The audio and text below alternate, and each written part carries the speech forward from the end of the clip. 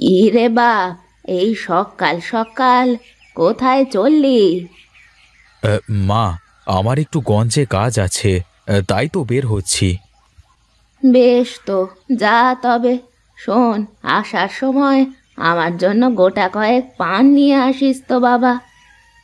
আচ্ছা মা, ঠিক আছে, আমি চলি তাহলে। বাড়িতে সব যেন রাজরানী নিয়ে এসেছি আমি, ছেলে দুটোর বিয়ে দিয়ে। এত বেলা হয়ে গেল, এখনো কারো ঘুম ভাঙে না। কত সকাল হয়ে গেছে। হ্যাঁ গো বৌমা, অনেক সকাল হয়ে গেছে। তুমি আর একটু পরে উঠলেই পারতে। কাল রাতে না একটু ঘুমোতে পারিনি মা, সারা রাত মশাতে যা বিরক্ত করেছে। তা বেশ তো, এখন যাও না, আর একটু ঘুমিয়ে নাও। তোমার কর্তা তো চলেই গেল। তা মন্দ কথা বলেননি মা, তাহলে আমি আরেকটু ঘুমিয়েই নিই। আপনি এক কাজ করেন মা, সকালের খাবারটা আজ আপনার বড় বৌমার ওখান থেকেই সেরে নেন। দেখো কাণ্ড, আমি কথার কথা বলতে না বলতেই মহারানী আবার ঘরে ঘুমাতে চলে গেল। সবই আমার কপাল। কপালে থাকলে তা কি কেউ খণ্ডাতে পারে? যাই দেখি বড় বৌমা কি করে।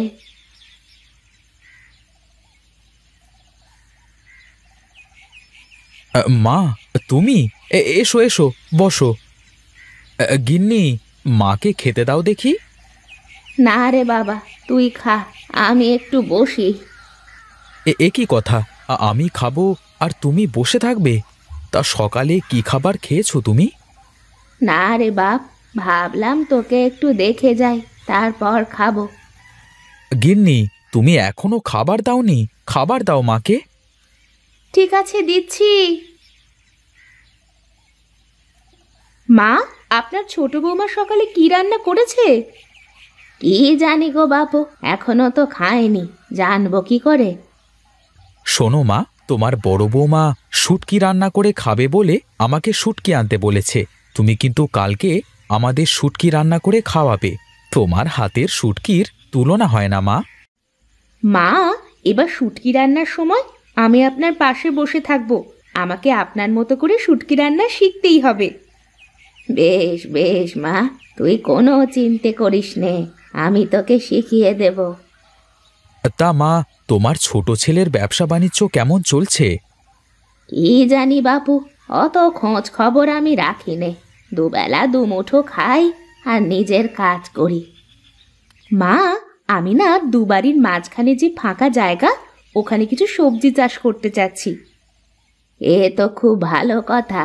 জায়গা তো পড়েই থাকে, পরিষ্কার করে কিছু সবজি লাগালে দুটো খাওয়াও যাবে, বেশি ধরলে বেচাও যাবে। বেচা লাগবে না মা, খাওয়া চলে গেলেই হবে।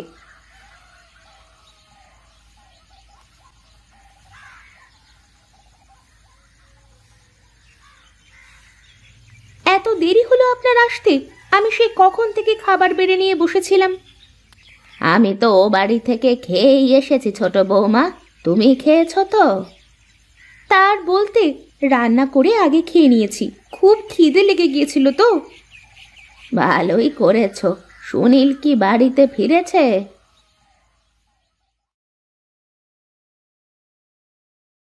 না, সে তো এখনো ফিরল না মা, মনে হয় আসতে একটু দেরি হবে।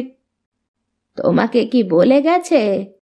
না মা, তবে বলল যে কাজ আছে অনেক। না খেয়ে দে চলে গেল, কে জানে পাগলটা খেয়েছে নাকি কিছু। ও নিয়ে আপনার চিন্তা করা লাগবে না মা, খিদে পেলে হোটেল থেকে খেয়ে নেবে। শোনো ছোট বৌমা, তোমরা খালি টাকা পয়সা খরচ করার কথা ভাবো, আর বড় বৌমা কেমন টাকা পয়সা বাঁচানোর কথা ভাবে। এত টাকা পয়সা বাঁচিয়ে কি হবে মা? দেখেন না আপনার বড় বৌমা কেমন করে থাকে। থাক রে মা, ও সব কথা বলার দরকার নেই। তুই তোর কাজ কর, ও ওর কাজ করুক।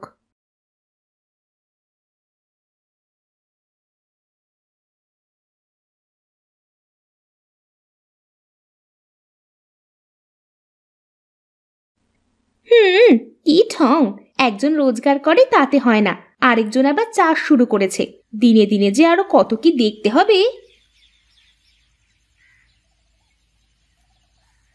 দেখো ছোট বৌমা, বড় বৌমা কেমন এই জায়গাটুকু কাজে লাগিয়ে বেগুনের গাছ লাগাচ্ছে। তাতে আমার কি, তার জায়গায় যা ইচ্ছে করুক। আমি বলি কি, তুমিও তো তোমার ভাগের জায়গায় বড় বৌমার মতো কয়টা বেগুনের চারা লাগাতে পারো।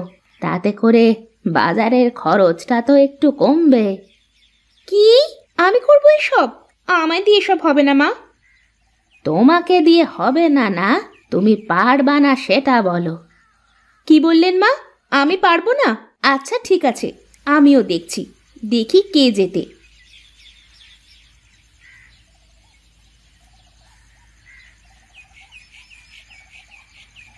আমিও দেখব কার গাছ বেশি ভালো হয়, কার গাছে কত বেশি বেগুন ধরে।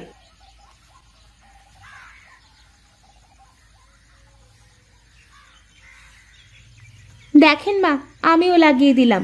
দেখি এবার কার গাছে বেশি বেগুন ধরে, আমার নাকি আপনার বড় বৌমার। যে বেশি ভালো যত্ন করবে তার গাছে তত বেগুন ধরবে। এখন থেকেই যত্ন নেওয়া শুরু করো। আমিও দেখব কার গাছে কত বেগুন ধরে।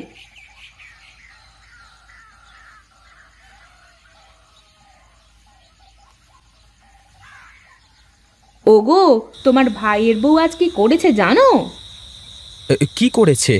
বলো দেখি, শুনি। আমার দেখা দেখি সেও বেগুনের চারা লাগিয়েছে। বাহ বাহ বাহ, তাহলে তো তোমরা দুজনে মিলে সবজি চাষ করলে আমাদের দু ভাইয়ের বাজার থেকে আর সবজি কেনা লাগবে না। ধুর, তুমিও মজা করা শুরু করলে। আরে না না, মজা করব কেন? আমি তো ভালো কথাই বলি। তুমি কত ভালো কথা বলা লোক তা তো আমার থেকে কেউ বেশি ভালো জানে না।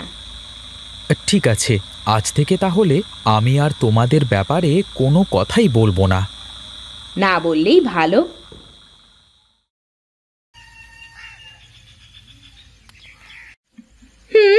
গাছ ভালো হয়েছে বলে অত খুশি হওয়ার কিছু নেই। দেখবো কার গাছে কত বেগুন ধরে। সে সময় হলেই দেখা যাবে কত ধানে কত চাল। তা বললে কি আর হবে? দেখা যাবে, আগে বেগুন ধরুক তো।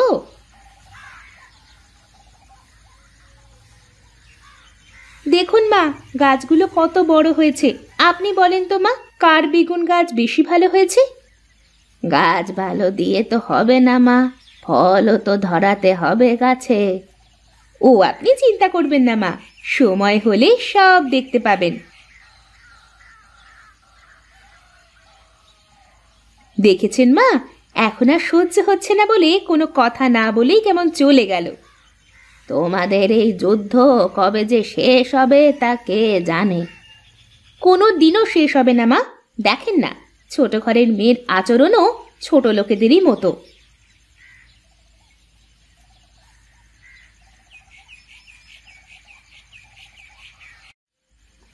এসব কি করে হলো রে সুনীল? কোথা থেকে হলো এমন? গাড়ি থেকে নেমে কেবল দোকানের দিকে আসবো, এমন সময় একটা অটো এসে দুম করে মেরে দিল, আর আমি মাটিতে পড়ে গেলাম। ব্যাস। একটু সাবধানে দেখে শুনে রাস্তা পার হবা না ঠাকুরপো? এখন কি একটা অবস্থা। মা, আপনি কান্না থামান, সব ঠিক হয়ে যাবে। মা, কিছুই হয়নি সুনীলের, তুমি কেঁদো না। কয়েকদিন বাড়িতে বসে থাকলেই সব ঠিক হয়ে যাবে। দাদা, আমার ব্যবসার সব টাকা পয়সা তো আটকা পড়ে আছে। আমি সুস্থ না হলে কিছু করতেও পারছি না। এখন সংসারটা কিভাবে চলবে? ও নিয়ে তুই চিন্তা করিস নে ভাই, আমি সব দেখব। আর যদি দু ভাই একসাথে থাকতি তাহলে কি আর কোনো চিন্তা করা লাগতো রে? আহ মা, এসব কথা এখন বলো না তো। আর সুনীল তো আমার আপন ভাই, ওর বিপদে আমি যদি ওর পাশে না দাঁড়াই তাহলে কে দাঁড়াবে বলো? আর হ্যাঁ, আমাদের বেগুন গাছে যে বেগুন ধরেছে তাতে করে মাসখানেক কোনো কিছু নিয়ে চিন্তা করা লাগবে না আমাদের।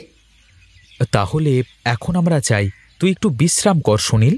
আর মা, তোমরা ওর সামনে কান্নাকাটি করো না।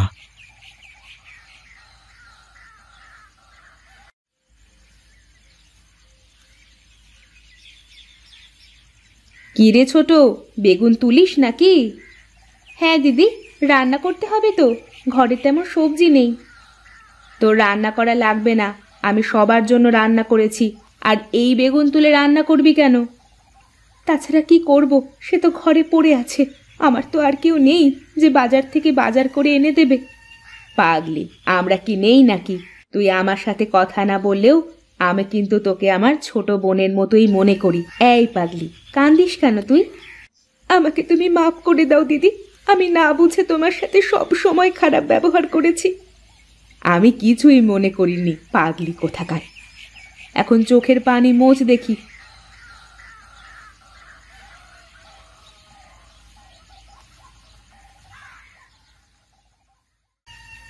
আমি কতদিন ধরে এই দিনটাই দেখার জন্য অপেক্ষা করে আছি, কবে আমার দুই বৌমা একজন আরেকজনের সাথে একসাথে মিলেমিশে থাকবে। হ্যাঁ মা, আপনার মনের আশা তো পূরণ হলো। এবার আপনার ছেলেকে বলুন আমার মনের আশা পূরণ করতে। কি বলো গিন্নি, তোমার আবার কি ইচ্ছে? আমাদের এই বেগুন বাজারে বিক্রি করে আমাদের দুই বোনের জন্য সুন্দর শাড়ি কিনে আনবে। এই কথা? হ্যাঁ মা, আমি এখানে বেগুনের গাছ এজন্য লাগিয়েছি যে যাতে করে আমি নিজের জন্য কিছু করতে পারি। এখন থেকে আমরা দু বোন বাড়ির চারপাশে সবজি চাষ করব, হাঁস মুরগি পালন করব, যাতে সংসারে বাড়তি টাকা আসে। সত্যি দিদি, তুমি অনেক বুদ্ধিমান। আমি তোমাকে আগে ভুল বুঝেছি। যাক, এখন থেকে তাহলে একটু আয়েশ করবার সুযোগ পাবো। গিন্নিরা যদি কাজ করে তাহলে কর্তারা আর এত কাজ করে কি করবে?